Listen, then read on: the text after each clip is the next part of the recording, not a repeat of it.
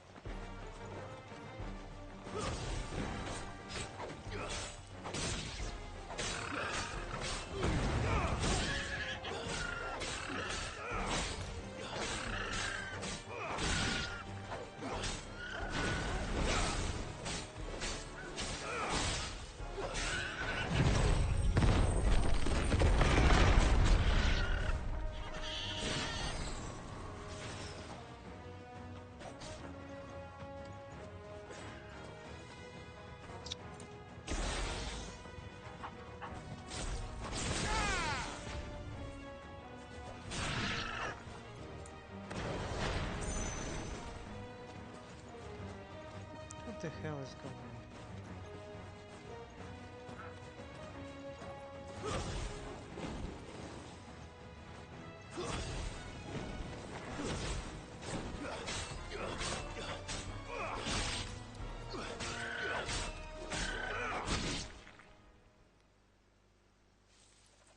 Something's coming. Apologies, my lord. Did I miss anything? Only the first round, so wait. Shall we?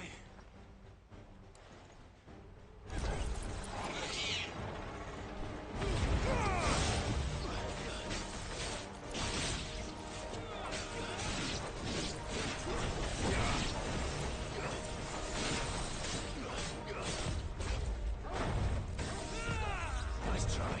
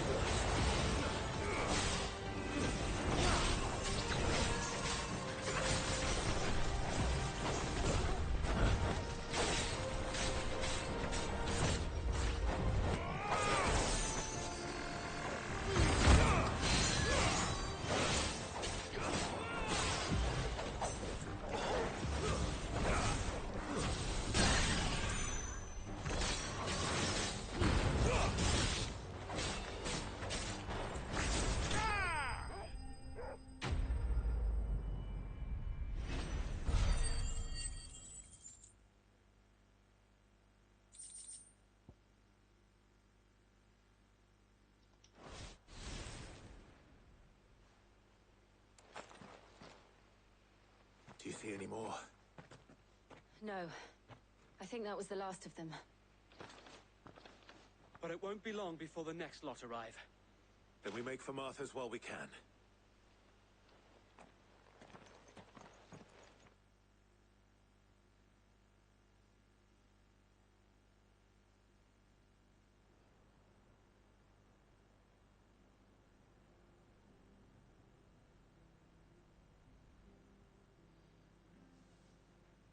What did you find out there? The same as Sir Wade. Scores of Akashic. Well, wherever they came from, they're gone now. Our lookouts say the lowlands are clear. Hopefully we'll have enough time to lick our wounds. How many of your men were injured?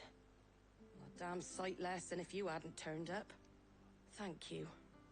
It was a hard-fought victory. But as long as the skies remain dark, I fear the Akashic's numbers are only going to rise. It's not a matter of if the Horde will be back, but when. And whether that's sooner or later, we'll need to be ready. The inn here affords a good view of the land, and is easily defendable. I'd like to make this one of our outposts. What do you say, Martha? You'd have more men to guard the rest. Well, when you put it like that, of course they can stay.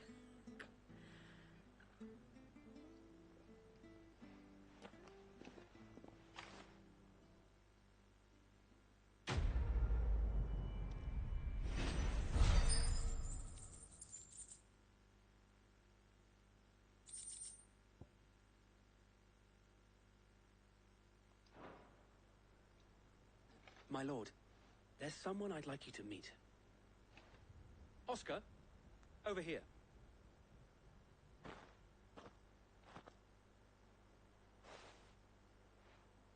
It is an honor to make your acquaintance, Lord Rossfield. I am Oscar. Oscar of House Murdoch. Murdoch? I wasn't aware the Lord Commander had children. Oh, he didn't. But his brother, my father, did. I am Sir Rodney's nephew. Well, go on, then. It's not for me to ask him. Yes, Sir Wade.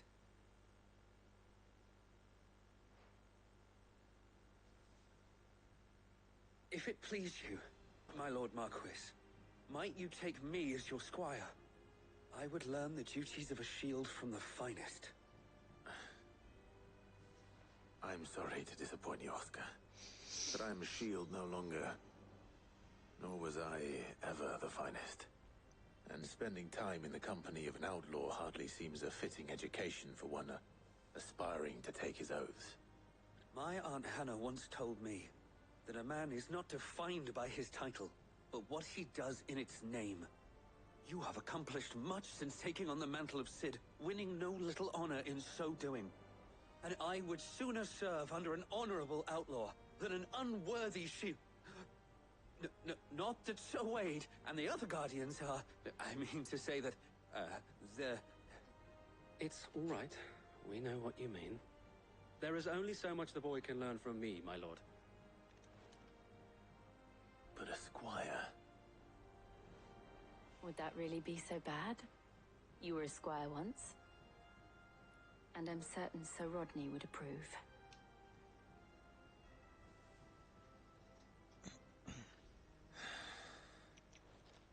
Know that I'll show you as much leniency as your uncle showed me. I would not have it any other way.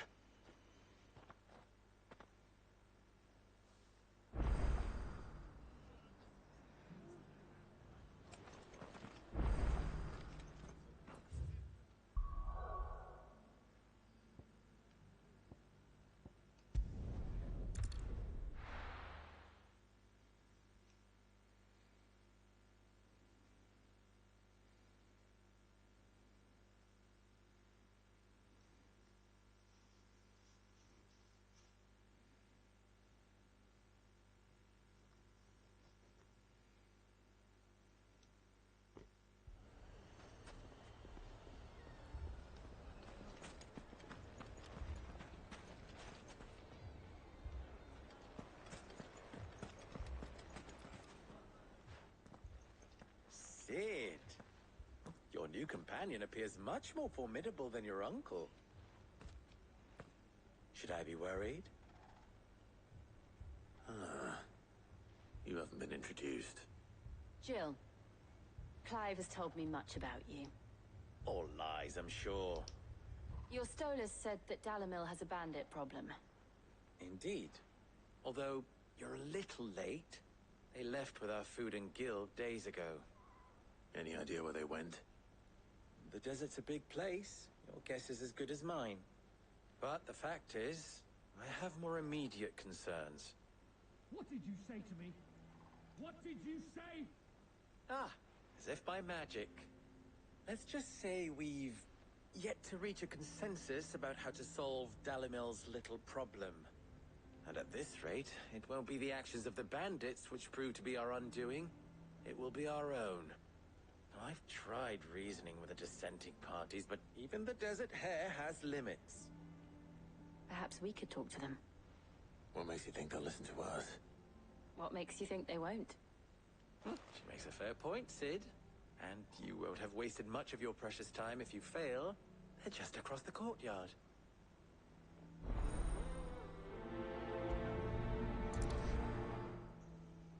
Suppose we just follow the shouting.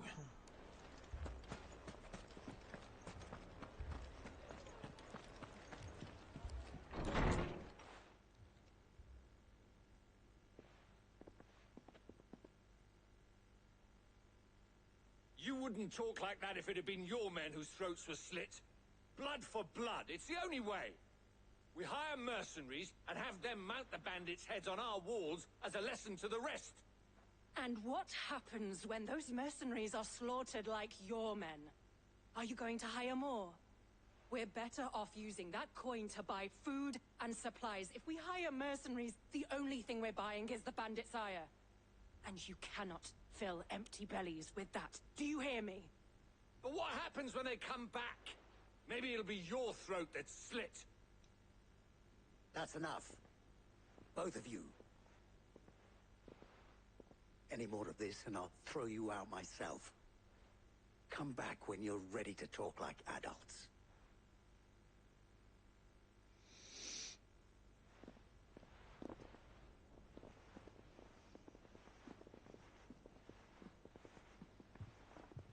Victor. What's he doing here? Sid. And Lady Jill. What brings you here? I was about to ask you the same thing. Costness is in chaos, and the markets have all but ceased to operate. The Briar's Kiss here in Dalamil is the only place I can reliably obtain supplies. I was here to do just that when Master Lubor told me of his troubles. He thought I might be able to talk some sense into these fools. But if you're here, I suppose his patience must be waning. Who are those people? Those were the thorns in Lubor's side. And the reason this place might be headed the same way as Costness. It's these accursed skies. The darkness is enough to drive a man to madness. Or an entire city, for that matter. We're still working on the skies. But in the meantime, perhaps we can find a solution to Dalamil's problems. I hope so. For all our sakes.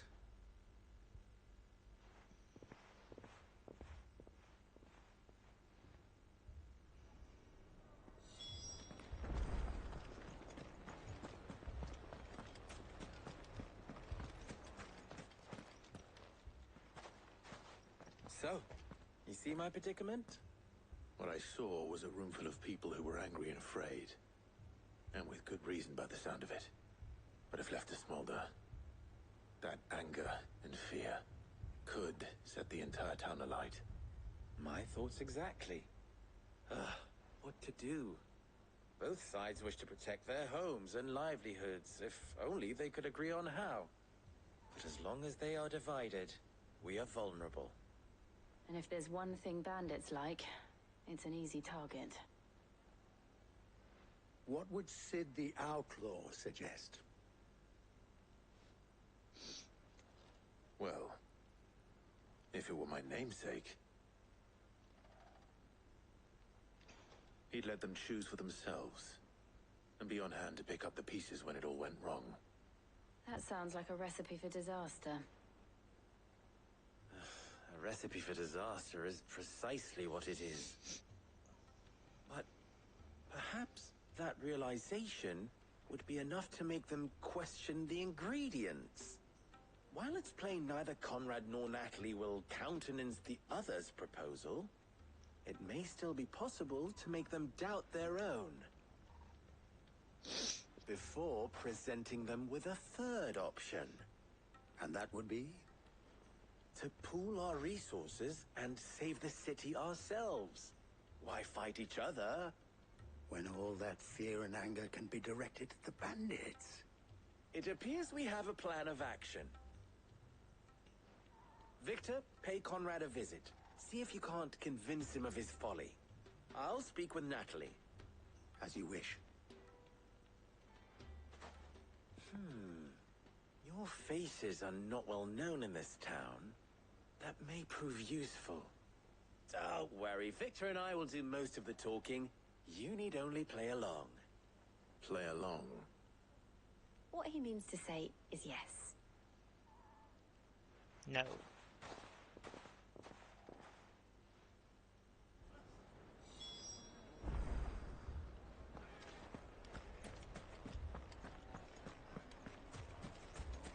Picture it, Conrad.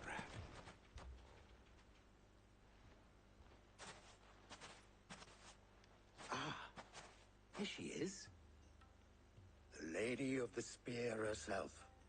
Conrad, may I introduce you to Jane, commander of the Red Wings, the oldest mercenary guild in the Free Cities.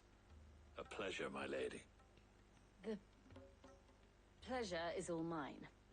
As I told you, I summoned the commander here from Canberra to inquire about a contract. Victor says you told him no. That there aren't any men left to hire. Is that true? Yep. True as the crystals cracked. Nobles came and claimed every last one worth his salt. And not just from us Red Wings. You know of the 7 high houses.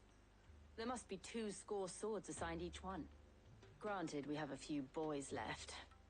If it's boys you're looking for. Well, Conrad, are you saying that Dalamil's finest cannot defend this town better than a gaggle of unblooded striplings? That a band of beardless youths could better avenge the deaths of your brave men than you yourselves? Absolutely not. We'll show those bastards who they're dealing with.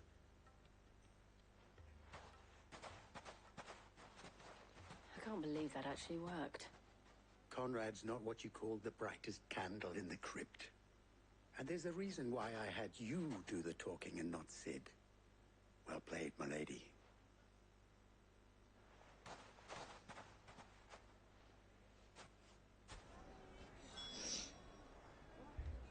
Then let us band together and show these brutes that Dalamil is not to be trifled with. My shop. If I had my pickaxe, I would... I mean, it may still be possible to buy something. Ah, here he is now. Natalie, allow me to introduce Lord Underhill of Randalar's prestigious League of Merchants. Lord Underhill. At your service. Underhill. I was just telling the good lady of our conversation, my lord, and how you were lamenting the state of the capital's stores. Lubor says that not only are the granaries almost empty, but that war and the Blight mean this season's harvest won't be enough to fill them for winter. Indeed, certainly that is the case. The nobles in the capital are buying up the city's stocks of barley and wine, driving the prices higher than most commoners can afford. It is only a matter of time before the peasants revolt. It is worse than I thought. If what Lord Underhill says is true, I fear we have little hope of supplementing our stores, meager though they regrettably are. And while I applaud your endeavors to dissuade our more bellicose citizens from seeking vengeance, I sense Conrad is not wrong in his assessment of the bandits' likely return. Which means that now, more than ever, we will need to secure what little we still have. Food, weapons, herbs, everything. If our humble town is to endure not only this hardship, but those that are certain to follow, we must stand united. All right. If it will help to protect my home, I'll do it. Cool. But you needn't have gone through this charade.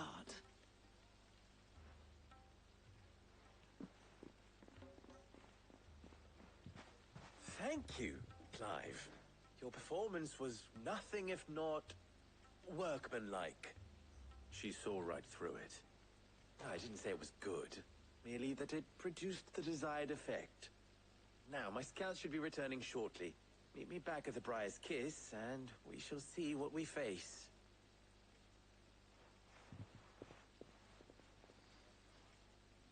I'm not convinced our roles in this ruse were entirely necessary. I don't know. Conrad seemed quite taken with you. But to do what little I can to defend what little we have. Mummy, I'm scared. Oh, I'm ruined. Good news, Sid. Both Conrad and Natalie have somewhat gracefully accepted their new roles. With time, they may even learn to Time no longer appears to be the luxury it was before lunch. I take it your scouts found the bandits. Technically, it would be the bandits who found my scouts. It appears they march for Dalimil as we speak. All of them. You're not serious. They don't just want food, they want the whole damn town.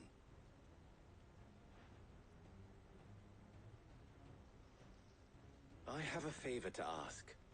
I'm told the bandits march in two groups, one from the south and one from the desert, in a move doubtless intended to stretch our already gossamer-thin defenses. Very well. Jill and I will meet those from the desert. But what of the rest? The rest, my friend, the city shall fight. Together. The stakes, I concede, are high. But if this does not unite Dalimil, nothing will. That is a lot of faith to put into those who had their hands around each other's throats but a moment ago. Then it will be for us to see that their hands are kept occupied. And I do mean us. I thought you might say that. We'll hold them off for as long as we can. And we will do the same. Then let's go.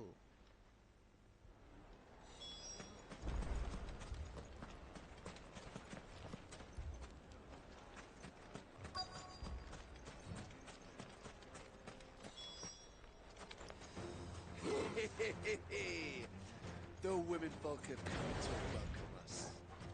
I'll take that one. He's all yours.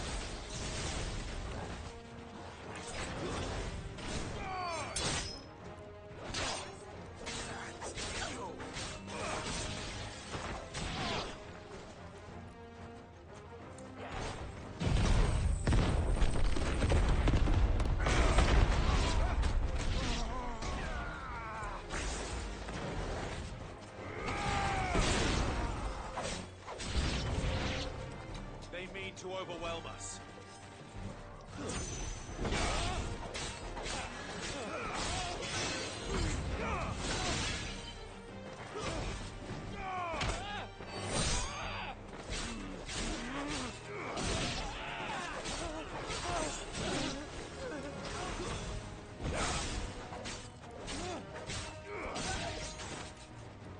Titan!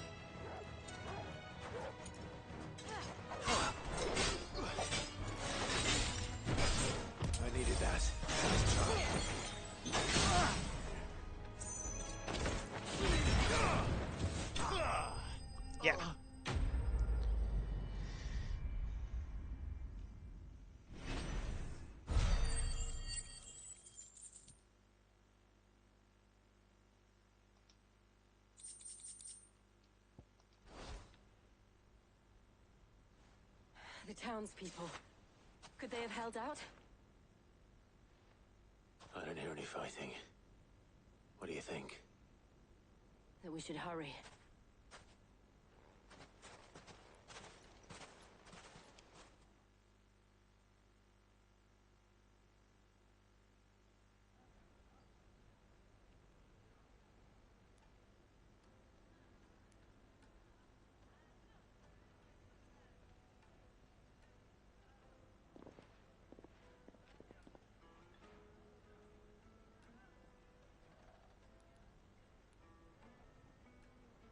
Natalie, I owe you an apology. You did well out there. The Oh, inn would have Natalie. been lost had you not held the line. Without you, there would have been no line to hold. You saved us, Conrad. You saved Dalamil. We all saved Dalimil.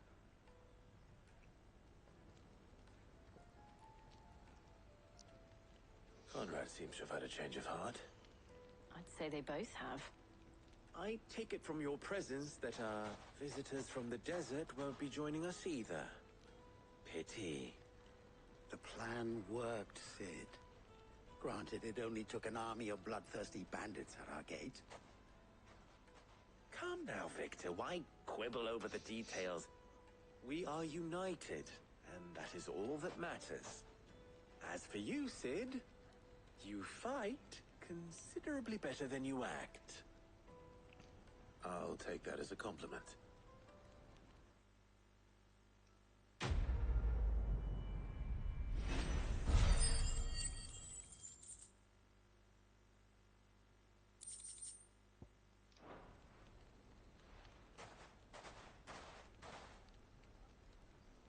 Our friends seem to have things under control.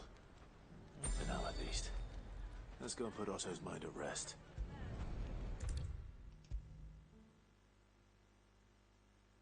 We're going home. Tiddling pom pom, tiddling pom pom. We're going home, home, home. Was wondering when you turn up. Had owls from all our friends thanking you for your timely intervention. How is it you always manage to arrive at just the right moment? Luck, I suppose. Any word on the rest of the realm? Let's see. Storm's still crying out for mother crystals. The nations are still in chaos. And the skies are still the colour of a kick in the kidneys 2 days on. So, Right. Clive, we knew this was going to happen. Well, not the bleeding skies part, but you take my point. Now's not the time to second guess yourself. Now's the time to visit the infirmary. Talia says your brother's awake. Thank you, Otto.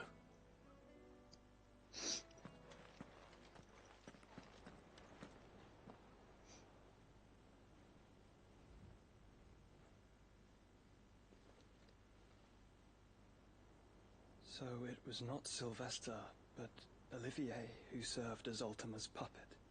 And when Dion learned of this, he sought to slay the fiend.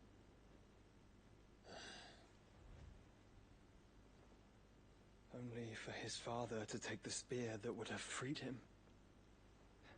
Enough to drive a man to madness. Small wonder he hasn't stirred.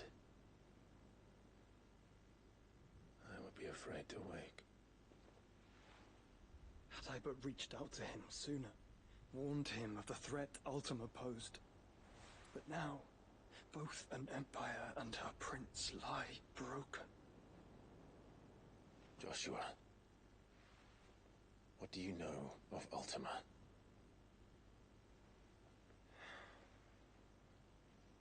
Very little, I'm afraid. Despite my best efforts. 18 years ago, as I lay buried beneath the rubble of Phoenix Gate, 'twas not death who came for me, but another. And it was while in my rescuer's care, I first heard of Ultima. I've been chasing his shadow ever since. Ultima is driven by some deep, dark purpose, and for whatever reason, it would seem you are crucial to his designs. He will stop at nothing to have you, even if that means toppling an empire. But why me? What possible use could I be to such a creature? That is one of many answers that have eluded me. Yet, I am certain of this. It is not mere chance. You were chosen for a reason. All dominants carry within them the might of an icon. Nigh limitless power that is at once acutely limited. I wield fire, and only fire. And I only ice. 8 wardens for 8 elements. But you, Clive. Clive Zila. You are different. You're special. Your abilities begin with the flames of Ifrit. But they do not end there. The fact Ifrit can even exist goes against everything we thought we knew of dominance. Perhaps Ultima has been waiting for one such as you, whose potential is truly limitless. I've encountered that thing several times now. If it or he, as you say, needs me, why hasn't he claimed me as he did the boy? Were I to hazard a guess, I'd say the two of you are somehow incompatible. His mind not properly attuned to your body. His mind? Mind, awareness, spirit, call it what you wish. But I believe Ultima to be an embodiment of the concept. It is why I struggle and fail to contain him here inside me. I'm sorry. Inside you? With every setting sun, I feel my strength wane. And though the Phoenix's flames mend the prison I have made for Ultima, they do so at a cost. We must find a means to bring an end to him before I meet my own.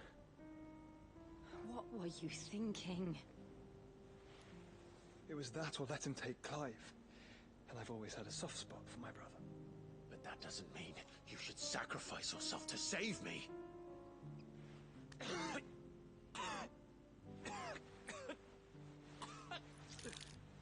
Joshua. Clive, it's Gav. There's an army of Akashic at the gates of Canver.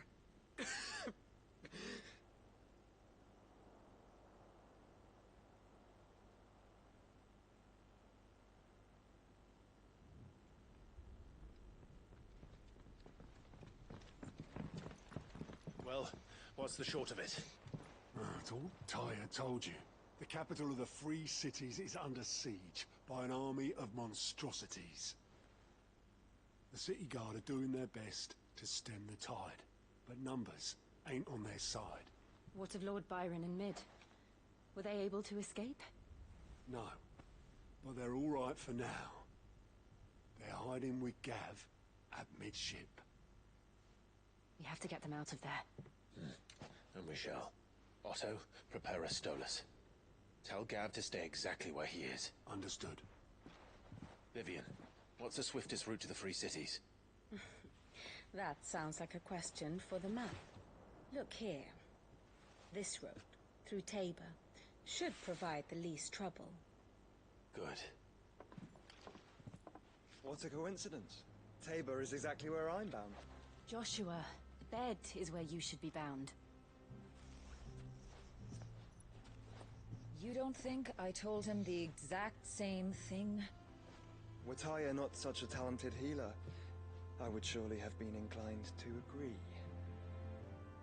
But, thanks to her ministrations, I feel I may safely rejoin my attendant, who was to wait for me in Tabor if we became separated.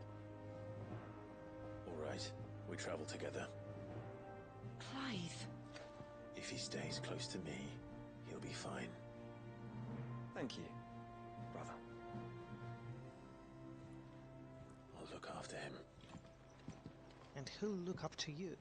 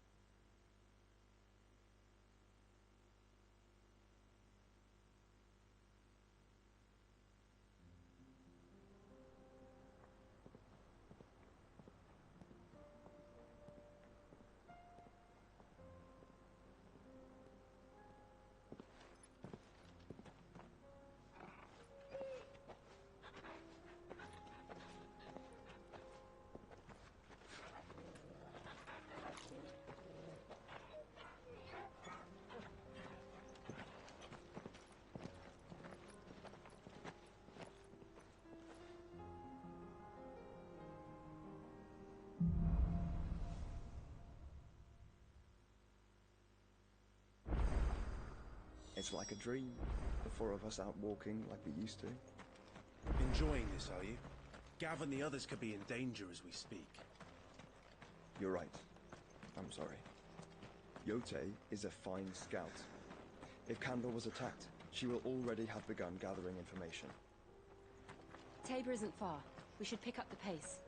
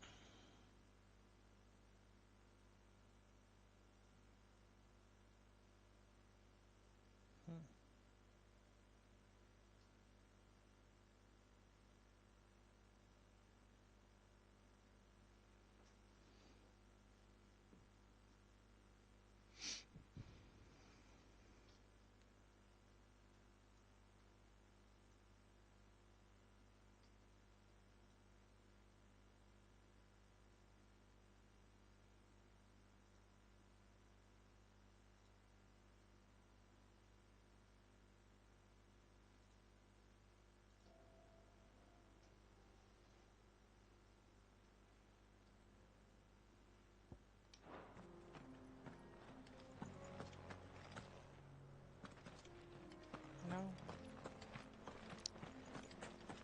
Didn't help.